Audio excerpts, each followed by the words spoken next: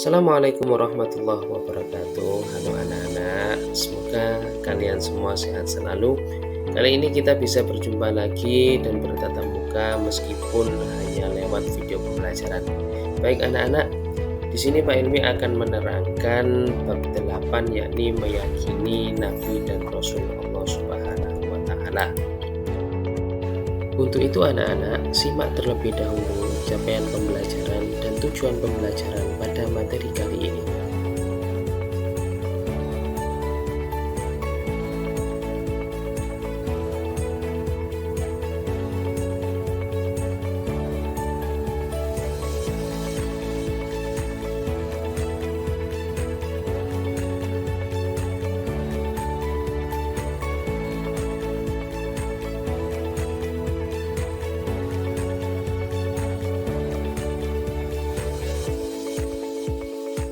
Baik anak-anak, sebelum ke materi inti kita, maka perlu kita renungkan bagaimana jika dunia ini tanpa seorang teladan atau panutan yang mampu membimbing umatnya untuk beribadah kepada Allah Subhanahu wa taala.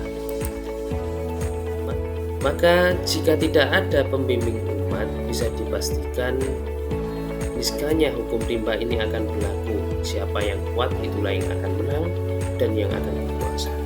Dan akan banyak manusia yang tidak menyembah Allah, yakni menyembah selain Allah. Maka apa yang akan terjadi?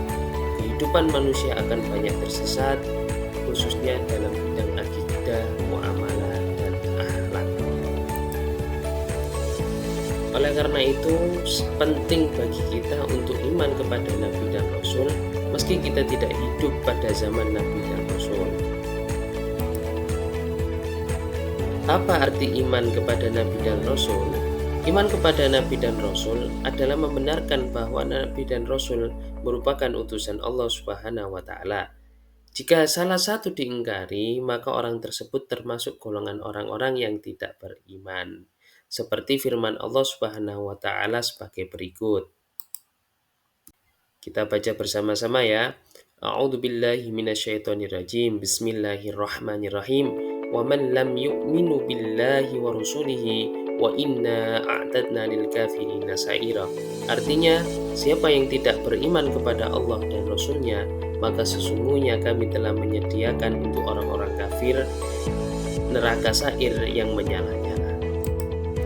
Materi selanjutnya anak-anak, perlu kalian ketahui bahwa dalam diri Rasul itu terdapat sifat wajib yang pasti ada pada diri Rasul.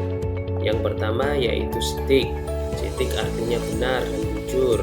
Yang kedua amanah, dapat dipercaya. Yang ketiga tabligh, menyampaikan wahyu atau risalah dari Allah Subhanahu wa taala.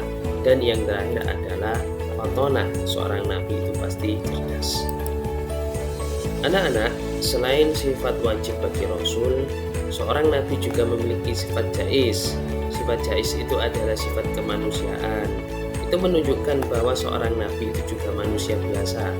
Seorang manusia yang memiliki kemanusiaan seperti tidur, makan, minum, dan juga menikah dan lain-lain.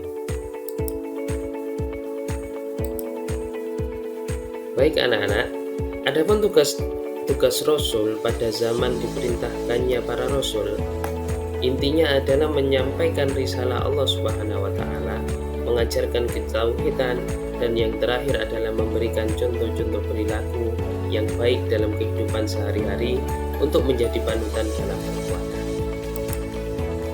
Maka tujuan materi kita pada pembelajaran ini, yang terpenting kalian harus mengambil hikmah bagaimana beriman kepada Rasul Allah. Yang pertama adalah menumbuhkan kesempurnaan iman kita, terdorong menjadikan Rasul sebagai pedoman hidup, adanya motivasi yang mengikat untuk senantiasa berperilaku baik, dan yang jelas lebih memahami dan sadar akan tugas sebagai hamba Allah Subhanahu wa taala.